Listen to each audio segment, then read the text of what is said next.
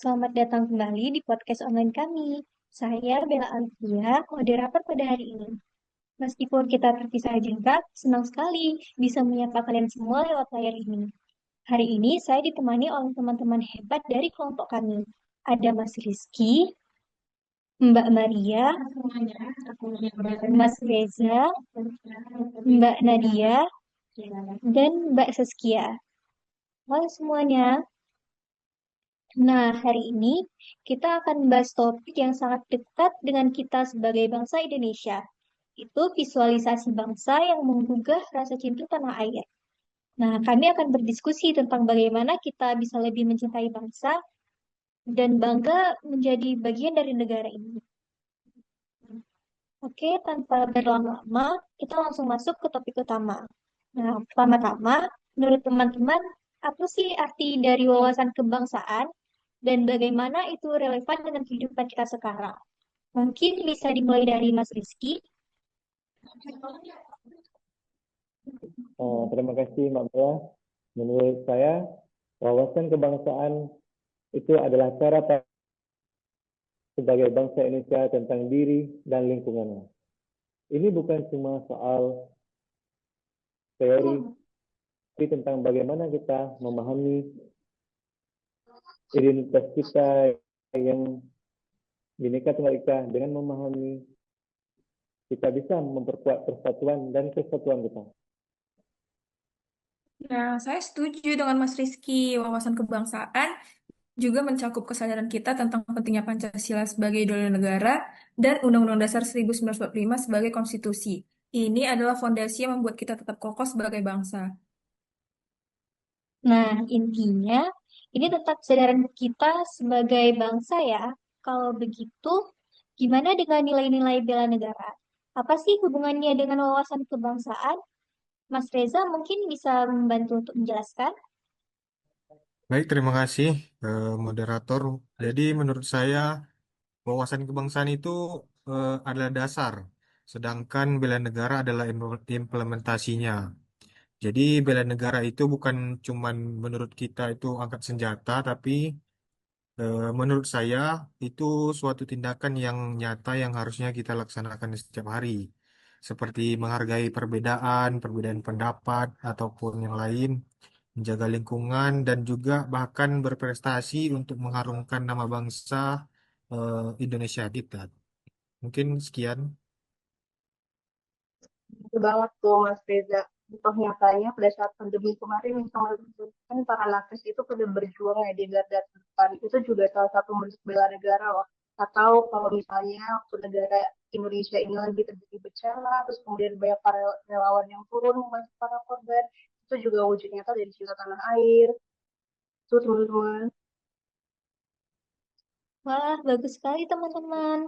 Sekarang sesuai dengan tema kita nih, gimana sih kita bisa memvisualisasikan rasa cinta tanah air itu?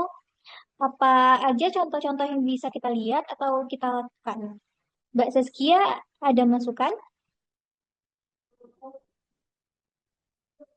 Ya, Mbak Bella, visualisasi itu bisa bermacam-macam. Salah satu yang paling kuat adalah melalui seni dan budaya. Misalnya, film-film yang mengangkat sejarah, perjuangan bangsa, atau festival budaya yang menampilkan keberagaman tari dan musik dari berbagai daerah. Itu sangat menyentuh dan membuat kita bangga.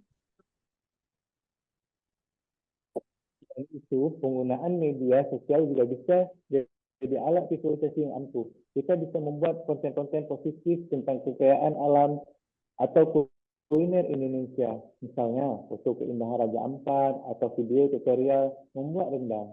Itu adalah cara modern untuk kita promosikan kebangsaan Indonesia. Nah, betul. Dan jangan lupakan produk lokal. Ketika kita memilih untuk membeli dan memakai produk buatan Indonesia, kita sedang memvisualisasikan dukungan kita pada ekonomi bangsa loh. Ini adalah hal kecil tapi dampaknya besar.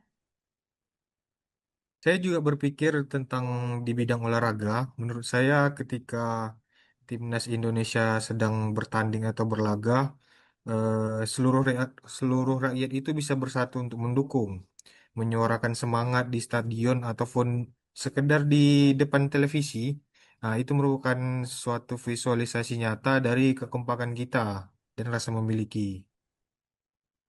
Nah, di bidang pendidikan juga ada di teman-teman, mulai dari anak sekolah yang memiliki kebangsaan atau pada saat mereka mengikuti kegiatan upacara bendera di setiap hari Seninnya, itu juga visualisasi yang menanamkan rasa cinta tanah air sejak dini. Kita juga bisa membuat kampanye visual di sekolah-sekolah ataupun kampus. Wah, luar biasa sekali. Banyak sekali ide yang bisa kita lakukan. Dari semua yang udah kita bahas, apa sih pesan utama yang ingin kita sampaikan kepada penonton kita? Mungkin kita bisa coba simpulkan bersama-sama. Visualisasi cinta tanah air itu ada di mana-mana. Kita hanya perlu lebih peka dan berinisiatif untuk menunjukkannya. Mari kita mulai dari diri sendiri. Lakukan hal-hal kecil yang berdampak besar. Bangga menjadi bangsa Indonesia adalah pilihan. Kita harus terus belajar dan berkontribusi.